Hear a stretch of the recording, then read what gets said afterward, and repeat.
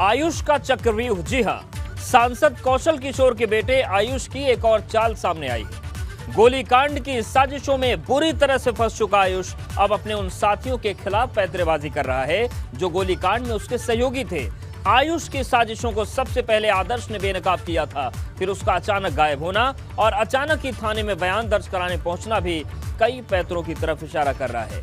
और इन्हीं पैंतरेबाजियों को देखते हुए आयुष ने एक और चाल चली है।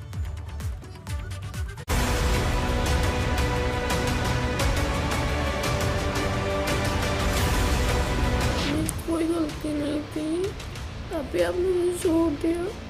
मैंने कुछ किया ही नहीं था, तभी आपने मुझे ब्लेम किया। तुम्हारे साथ रही इसलिए गलती करी, तुम्हारे साथ शादी करी इस चीज़ की गलती करी।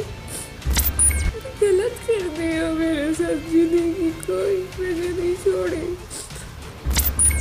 क्योंकि तुम्हारे पापा सांसद है ना, तुम्हारी माँ विधायक है, मैं कुछ नहीं कर सकती।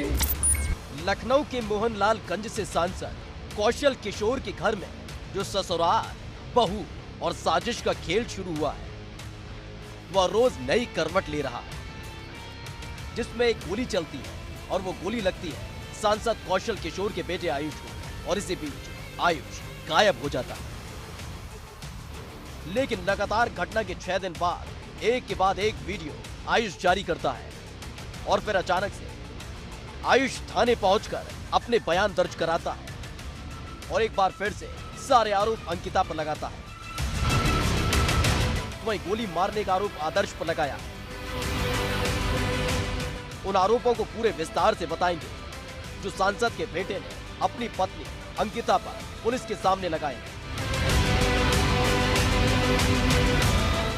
लेकिन उससे पहले एक घटना ने पुलिस प्रशासन के होश उड़ा दिए थे, जहां अंकिता ने एक वीडियो जारी किया और फिर हाथ की नस काटकर जान देने की कोशिश की। मेरी कोई गलती नहीं थी, अभी आपने मुझे छोड़ दिया। मैंने कुछ किया ही नहीं था, तभी आपने मुझे ब्लेम किया। छोटे छोटे आरोप लगा दिए सबने मिलके। मेरी कोई गलती नहीं थी, मैंने कहाँ गलती करी थी? तुम्हारे साथ रही इसलिए गलती करी, तुम्हारे साथ शादी करी इस चीज़ की गलती करी। खुश थी मैं जैसे भी थी, तूने गलत कर दिया मेरे साथ, जीने की कोई वजह नहीं छोड़ी, कुछ नहीं छोड़ा। कितना लड़ू सबसे, क्योंकि तुम्हारे पापा सांसद है ना, तुम्हारी माँ विधायक है, मैं कुछ नहीं कर सकती।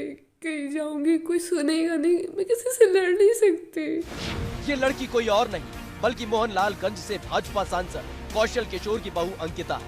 वही अंकिता जिसको लेकर पिछले करीब एक पखवाड़े से हाई वोल्टेज ड्रामा जारी है। कभी सांसद के बेटे को गोली मारने जैसा कांड सामने आता है, तो फिर गोली कांड में खुद सांसद के बेटे का नाम सामने आता है और फिर अचानक सांसद का बेटा गायब हो जाता है और आरोप बहू अंकिता पर आ जाते हैं। लेकिन ड्रामा खत्म नहीं होता और अब सांसद की बहू अंकिता का ये वीडियो और इसके बाद एक और खौफनाक कदम। अस्पताल के बिस्तर पर पुलिस की मौजूदगी में लेटी ये महिला और कोई नहीं, ये भी अंकिता ही है। वही अंकिता जिसका अभी आप इमोशनल वीडियो देख रहे थे, उसके दर्द भरी बातों को सुन रहे थे और उसकी आंखों से जार जार बहते आंसू आपको इमोशनल कर रहे थे।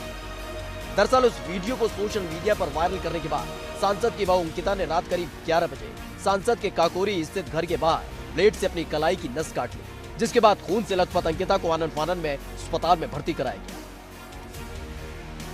दरअसल बीते 2 मार्च को जब से सांसद कौशल किशोर के बेटे आयुष को गोली मारने जाने का कांड हुआ है, तब से एक के बाद एक कहानी सामने आती जा रही है। पहले गोली मारने वाला वो शख्स सामने आया था जिसमें उसने गोलीकांड के पीछे आयुष की साजिश को उजागर किया था। सुनो, गोली तुमने कहाँ से मारी है? आगे से, पीछे से, किधर से? आगे से मारी। आगे से कैसे मारोगे यार?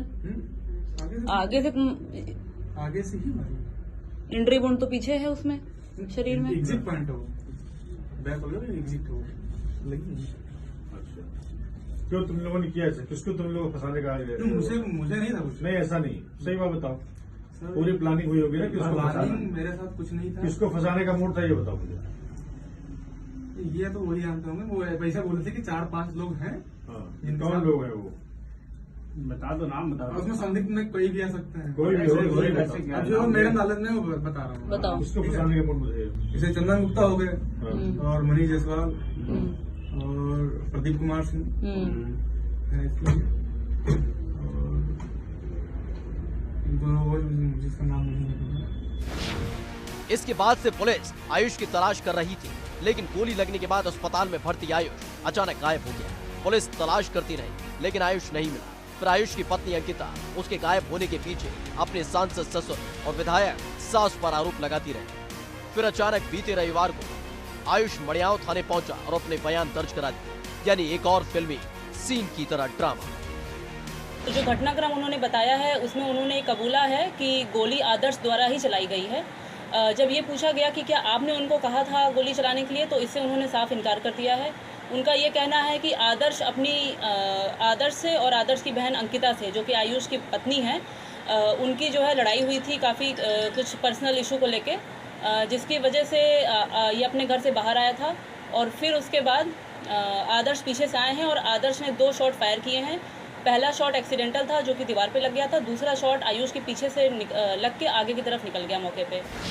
काफी दिनों तक गायब रहने वाले आयुष ने अपनी पत्नी अंकिता से विवाद को विस्तार से बताया और इसके बाद अपने साले आदर्श पर 2 फायर करने का आरोप लगाया, जिसमें एक गोली दीवार पर लगी जबकि दूसरी गोली आयुष को लगी। वहीं इस पूरे मामले में चंदन गुप्ता का नाम निकलकर एक बार फिर से सामने आ गया, जिस पर आयुष ने गोली चलवाने का आरोप लगाया और पुलिस के सामने दर्ज बयान में चंदन गुप्ता की मिलीभगत का जिक्र किया।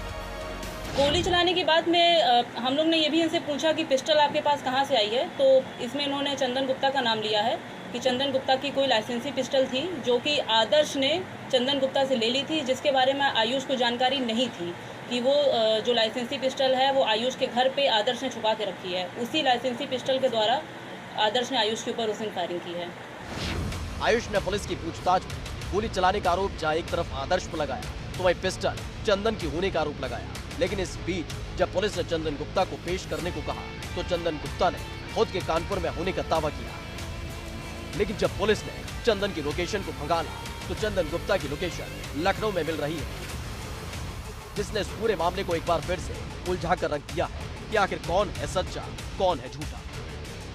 ना ये सब चीज़ें जो भी अभी पूछी गई, अभी हम लोग ने चंदन को भी फ़ोन करके बुलाया तो उन्होंने हम लोग से झूठ भी बोला कि वो अभी कानपुर में आ नहीं पाएंगे। उनका लोकेशन निकलवाया गया तो लोकेशन लखनऊ का निकला। उनको फ़ोन के द्वारा बोला भी गया कि आप आके जो भी आपको कहना है अपना बयान दर्ज कराइए। उन्होंने फ़ोन अपना ऑफ कर लिया है। उनको भी अब नोटिस दी जाएगी और उनको फिर दोबारा बुला के उनका बयान दर्ज कराया जाएगा। आयुष अपने आरोपों को लेकर अड़ा हुआ है। जो आरोप उसने वीडियो के जरिए लगाए थे वही एक बार फिर से आयुष ने अंकिता और उसके भाई आदर्श पर लगाए, जिसमें अंकिता के किसी और से अफेयर होने और साथ ही आदर्श के साथ मिलकर वारदात को अंजाम देने का प्लान आयुष ने पुलिस को बताया। उसने जहाँ तक अभी हम लोग का कंक्लूजन निकला है वो यही निकला है कि अपनी बहन के साथ मिलकर आदर्श ने ये सब किया है। जो अभी तक आयुष ने बताया है कि दोनों भाई बहन का था ये प्लान और उसी प्लान के तहत आदर्श ने उसके ऊपर गोली चलाई है। क्यों मारने चाहते हैं? मारने का यही मुद्दा था कि एक कोई पर्सनल इशू था अंकिता का, कुछ उनका रिलेशनशिप वगैरह की बात सामने आई थी जो कि अभी आयुष को पता लग गई थी, जिसकी वजह से आयुष और अंकिता की 1-1.5 महीने से लड़ाई भी चल रही थी। तो वही वाली बात आज उठी थी जिसकी वजह से जिस दिन घटना हुई थी उसी की वजह से इनको लड़ाई हुई। फिर आयुष बाहर आए और आदर्श ने पीछे से गोली चलाई। फिलहाल इस पूरे मामले ने एक बार फिर से नया मोड़ ले लिया, जिसमें एक पल में एक सच्चा लगता है और दूसरा झूठा।